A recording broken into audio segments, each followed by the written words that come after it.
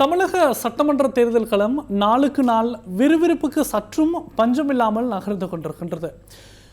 தமிழகத்தின் முன்னணி கட்சிகளின் தலைவர்களும் பொதுச் செயலாளர்களும் ஏனைய கட்சிகளின் தலைவர்களையும் பொதுச் செயலாளர்களையும் அந்த கட்சிகளையும் தொடர்ச்சியாக விமர்சித்து வருகின்ற நிலையில் இன்று தமிழக தேர்தல் களத்தில் பதிவான புதிய தகவல்களோடு இந்த காணொலியில் இணைந்து கொள்வோம். அனைவருக்கும் வணக்கம். நான் காளிமுத்துச்சந்திரன்.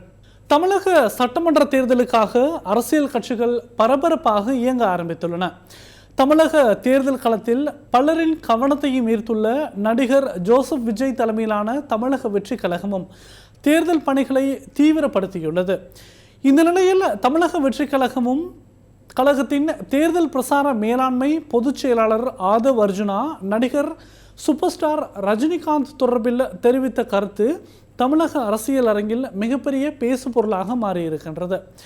திராவிட முன்னேற்ற கழகத்துக்கு அஞ்சியே நடிகர் ரஜினிகாந்த் தேர்தலில் போட்டியிடவில்லை என ஆதவ் அர்ஜுனா குற்றம் சாட்டியிருந்தார். தொல் திருமாவளவன், எடப்பாடி கே பழனிசாமி, மத்திய அமைச்சர் லோகநாதன் முருகன், பாரதிய ஜனதா கட்சியின் மாநில தலைவர் நயினார் நாகேந்திரன், அதேபோன்று முன்னாள் மாநில தலைவர் குப்புசாமி அண்ணாமலை உள்ளிட்டோர் ஆதவ் அர்ஜுனாவின் இந்த கருத்துக்கு கடுமையான கண்டனங்களை தொடர்ச்சியாக பதிவு செய்து வருகின்றனர். இவ்வாறான நிலையில் காலம் பேசாது ஆனால் காத்திருந்து பதில் சொல்லும் என தமிழக வெற்றி கழகத்தையும் ஆதவ் அர்ஜுனாவையும் நடிகர் சூப்பர் ஸ்டார் ரஜினிகாந்த் காட்டமான அறிக்கை ஒன்றை வெளியிட்டு கடுமையாக சாடியிருக்கின்றார். இந்த தகவல் இவ்வாறு பதிவாகி இருக்கின்ற நிலையில் முத்தமிழ் அறிஞரும் முன்னாள் தமிழக முதலமைச்சருமான முத்துவேல் கருணாநிதிக்கு அளித்த வாக்குறுதிக்காகவே தொடர்ந்தும் தற்போது ஆட்சியில் இருக்கின்ற திராவிட முன்னேற்ற கழகத்தோடு இணைந்து செயற்படுவதாக மதிமுக எனப்படும் மறுமலர்ச்சி திராவிட முன்னேற்ற கழகத்தின் பொதுச் செயலாளர் வைகோ என அறியப்படும் வை கோபாலசாமி தெரிவித்திருக்கின்றார். இதேவேளை இம்முறை திராவிட முன்னேற்ற கழகம் தலைமையிலான ஆட்சிக்கு மக்கள் கட்டாயமாக முற்றுப்புள்ளி வைப்பார்கள் என அம்மா முன்னேற்ற கழகத்தின் பொதுச் செயலாளர் டிடிவி தினகரன் குறிப்பிட்டிருக்கின்றார். இந்த கருத்து தமிழக அரசியல் அரங்கில் மிகப்பெரிய பேசுபொருளை தோற்றுவித்திருப்பதோடு திராவிட முன்னேற்ற கழகத்தின் உறுப்பினர்களும் டிடிவி தினகரனுக்கு தொடர்ச்சியாக பதிலளித்து வருகின்றனர். இவ்வாறான நிலையில் திராவிட முன்னேற்ற கழக கூட்டணியில் அங்கம் வகித்து அறிவாலயத்துக்கு செல்லும் ஒரு தபால்காரருக்கும் சீட்டு வழங்கப்படுவதாக பாரதிய ஜனதா கட்சியின் முன்னாள் தமிழக தலைவர் குப்புசாமி அண்ணாமலை திராவிட முன்னேற்ற கழகத்தை எள்ளி நகையாடி இருக்கின்றார்.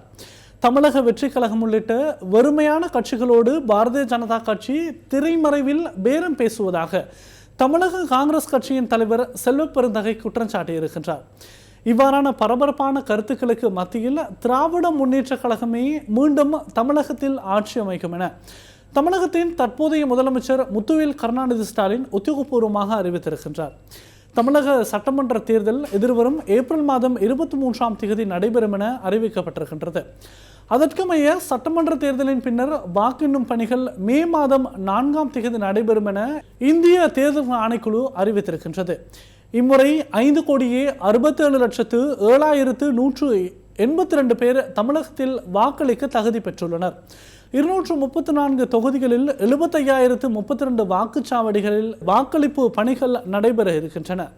மார்ச் மாதம் 30ஆம் தேதி முதல் ஏப்ரல் மாதம் 6ஆம் தேதி வரை தமிழகத்தில் உள்ள அரசியல் கட்சிகளுக்கு வேட்புமனு தாக்கல் செய்வதற்கான கால அவகாசம் இந்திய தேர்தல் ஆணைக்குழுவால் வழங்கப்பட்டிருக்கின்றது.